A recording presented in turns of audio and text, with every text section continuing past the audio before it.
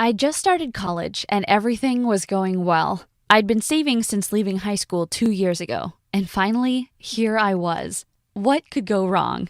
Well, a lot, apparently. On my second day as a freshman, I got a call from my mom. She was crying when I picked up. Mom, come on, I've only been gone like 2 days. Pull yourself together. Arya, sweetie, I've got cancer. You need to come home. And just like that, all my dreams of becoming a doctor were shattered in one single phone call. I packed up and left without even saying goodbye to my new dorm mates. My mom needed the money I'd saved to pay for the treatment, and I needed to get home to her quickly. I wouldn't be able to cope if she didn't survive. I got one of the last train tickets and ran on with all of my luggage. There was one seat left next to a pretty snobby-looking woman. I sat down and watched as she actually moved away from me, like I smelled bad or something. She was on the phone and speaking really loudly, complaining about having to ride the train with a bunch of peasants, and that it was just unacceptable that the private jet wasn't available. On her other side was a girl who must have been her daughter. She looked upset, and the woman kept telling her to shut up and stop being a baby. Suddenly, the train started making weird noises, and the girl started crying. I thought her mom was gonna slap her. Everyone started shifting in their seats, and I was worried we were about to break down or something. I've no idea why, but the snobby mom stood up and used this opportunity to go and use the bathroom. Her daughter was seriously freaking out now, and I felt so bad for her. I slid over to her and gave her a hug, and that was when an explosion happened. The last thing I remember was the girl I was hugging, screaming, and then darkness.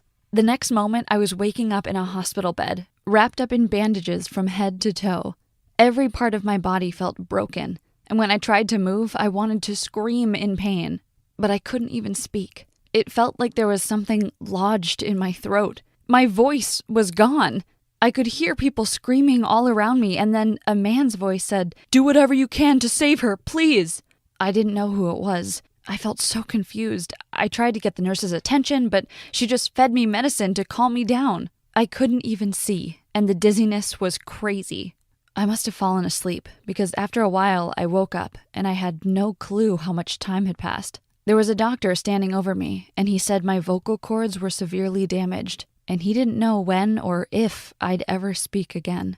Most of my bandages were off now, and I was able to sit up. Finally, I was being released, and I couldn't wait to see my mom. But where was she? There was a man waiting for me by the door, and I tried to ask the doctor who he was, but of course I couldn't speak. He took me by the hand and led me out to a car. I assumed he was driving me home to my mom, but instead we pulled up outside a huge mansion, and then he said, "Welcome home." What? I didn't understand. This guy was stinking rich. Who was he? He handed me a key and showed me to a room and told me that this was my room now. Then he looked at me and told me not to expect him to want to stay in the same room anymore. Then he left me standing there. I was so scared. What was he planning to do to me? I walked towards a door which led to the bathroom, and for the first time since the accident, I looked at myself in the mirror. I slowly peeled the bandages off and was horrified when I saw my face. I looked nothing like myself. What had they done to my face? I mean, don't get me wrong, I looked good. I looked pretty, but I didn't even resemble my old self in the slightest. I started to panic and decided all I needed was to call my mom. I ran out of the room and down the hall to find the man who'd brought me here. He was sitting on a big sofa, and I tried to use sign language to ask him for a phone, but he didn't move. He just sat there, grinning at me. Then he laughed and said, "After what happened, there's no way you'll be using a phone again." Then he shooed me off like I was a dog or something.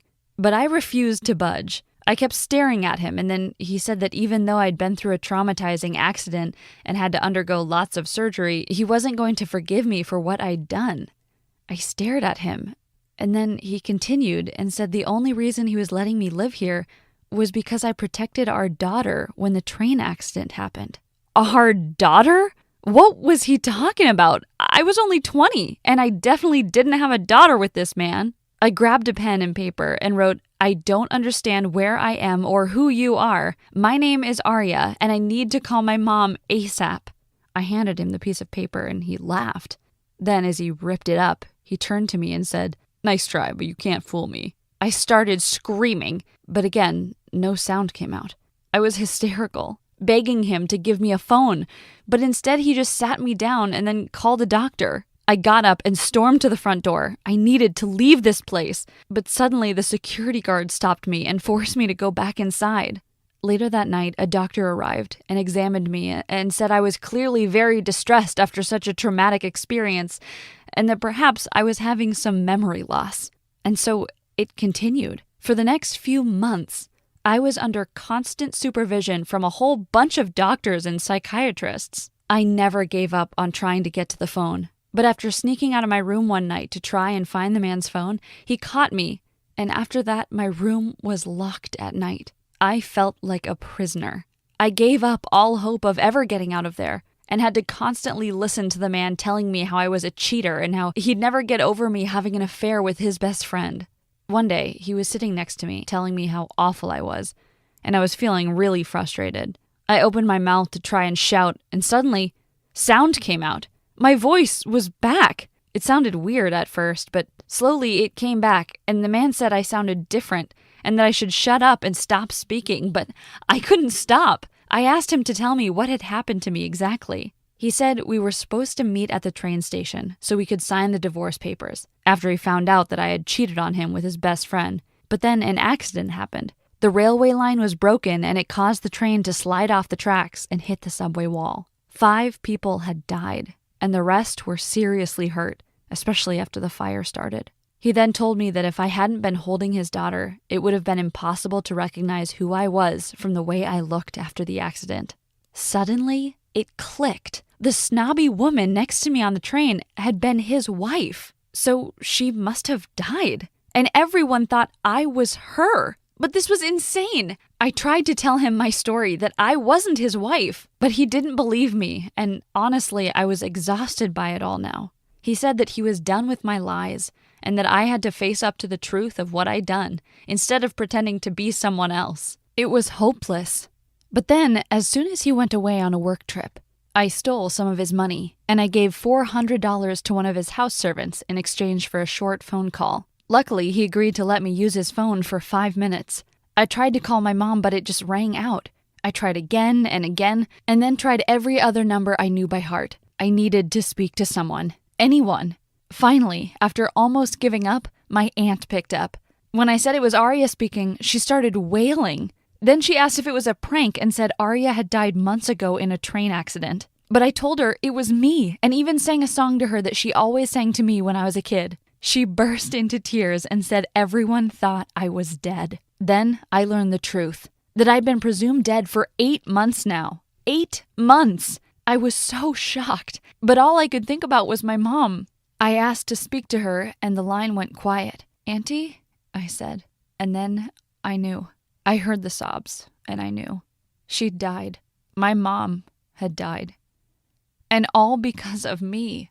After she heard of my death, she refused treatment and said what was the point in living when she'd lost her daughter? She might as well die too. And that's what happened. While I was sobbing on the phone, my greedy aunt started telling me that the courtroom had transferred all of my mom's inheritance to her, since they thought I was dead. "However, dear, I don't think that giving you any of that money back will be an option because my husband and I..." But I just hung up the phone. I'd never liked that woman anyway, or any of my relatives for that matter. They were the exact opposite of my mom. She didn't even care to ask where I was. I had no one left in this world. I had nowhere to go and no one to help me. I was all alone. And so I decided to stay in this house with my alleged husband and pretend to get my memory back and admit that I'm his wife until I figured out what to do. Every day after he left for work, I'd sneak into his office and steal some money. And then in the evenings, I'd act like everything was normal. I'd cook dinner and we'd sit together and try and be civil. And slowly but surely, it felt like we really were married. His name was Nathan, and he began to trust me a little more every day. He let me go out, gave me a phone, and he wasn't mean to me anymore. When I had enough money to leave, I decided to stay for a little while longer because I kind of liked his company. So I kept putting off my escape. And then before I knew it, another 6 months had passed. I knew I was doing something wrong by living this fake life, but to be honest, I couldn't leave because I'd developed feelings for Nathan.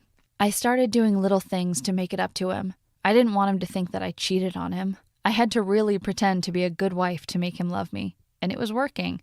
I left him love letters near his bed in the morning.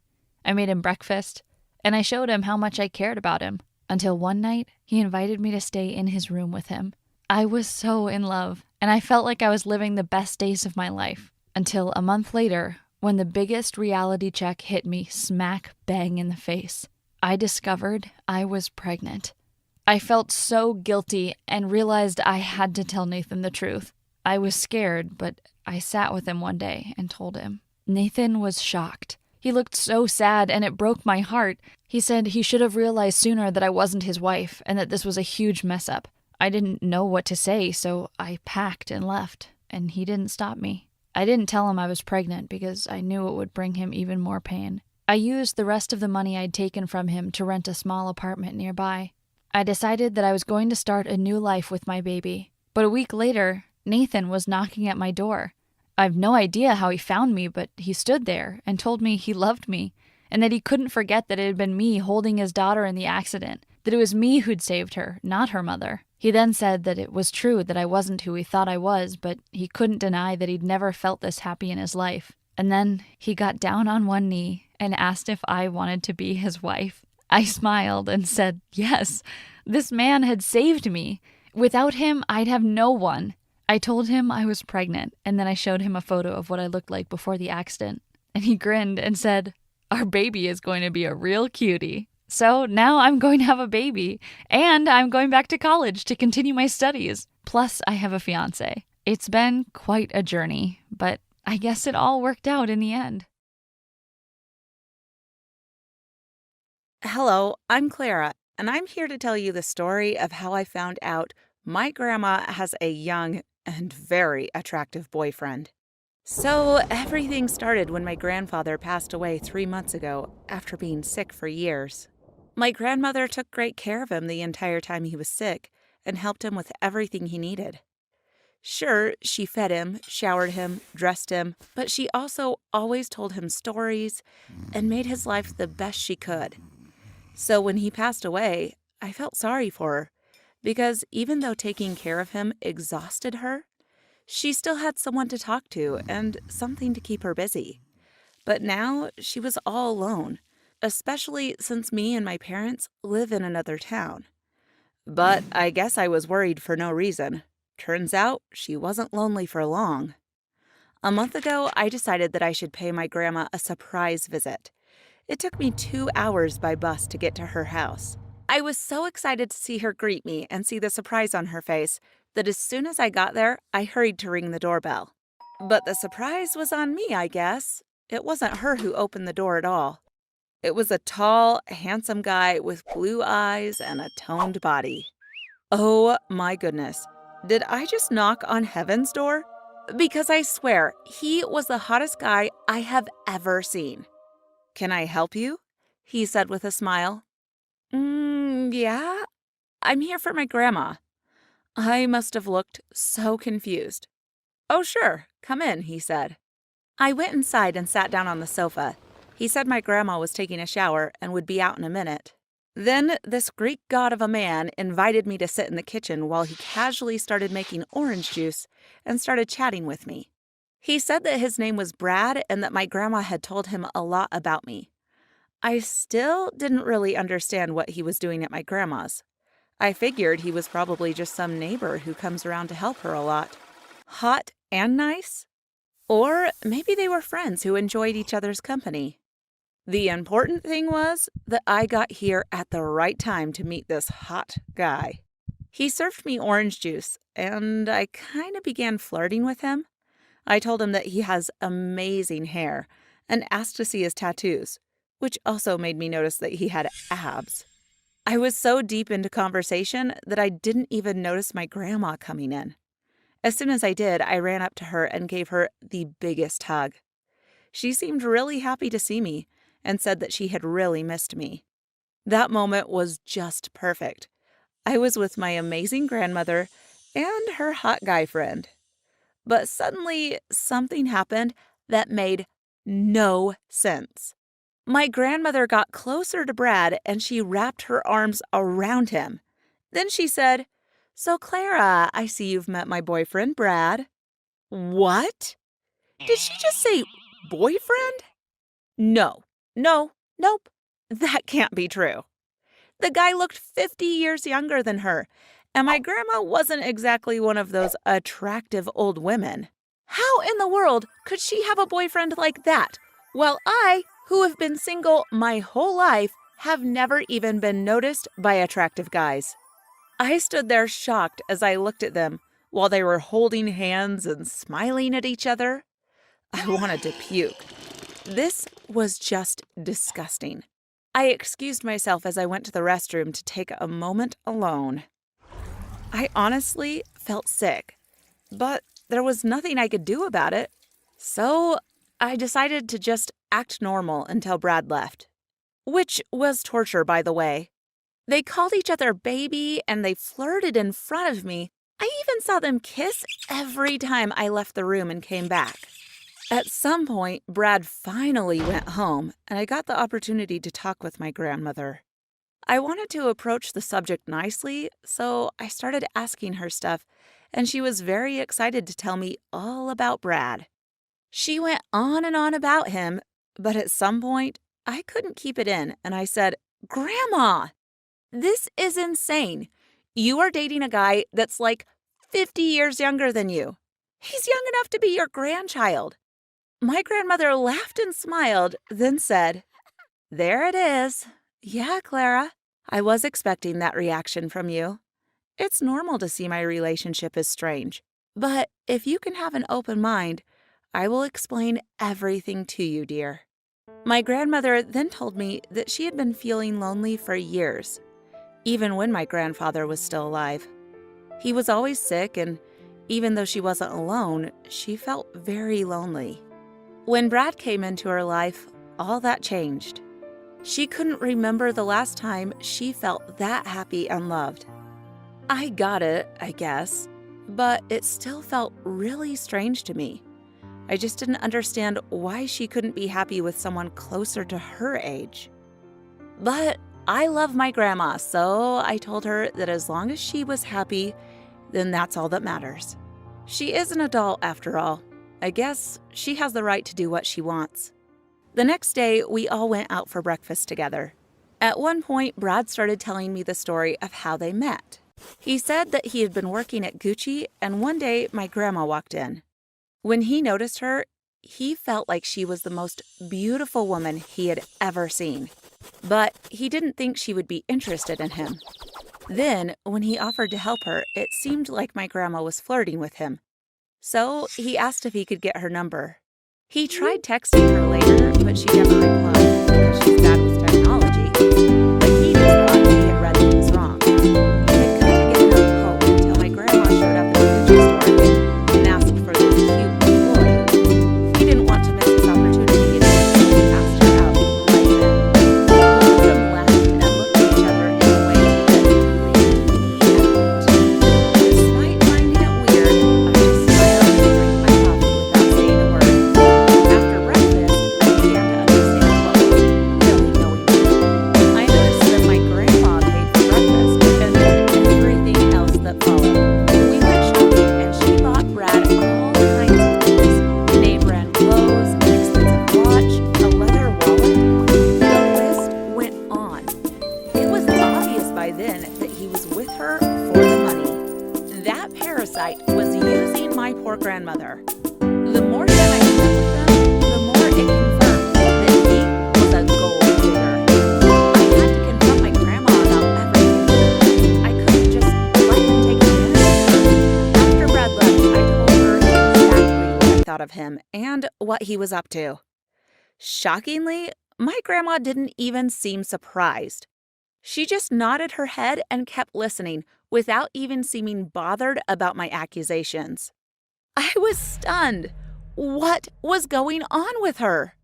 After I was done, she simply said that she thought I was old enough and wise enough to understand, but that I hadn't seen enough of life yet to really understand adult relationships. She said she was okay with the idea of being his sugar mama, as she called it, because that meant he had more time to keep her company, and that she really liked being with him and he makes her happy.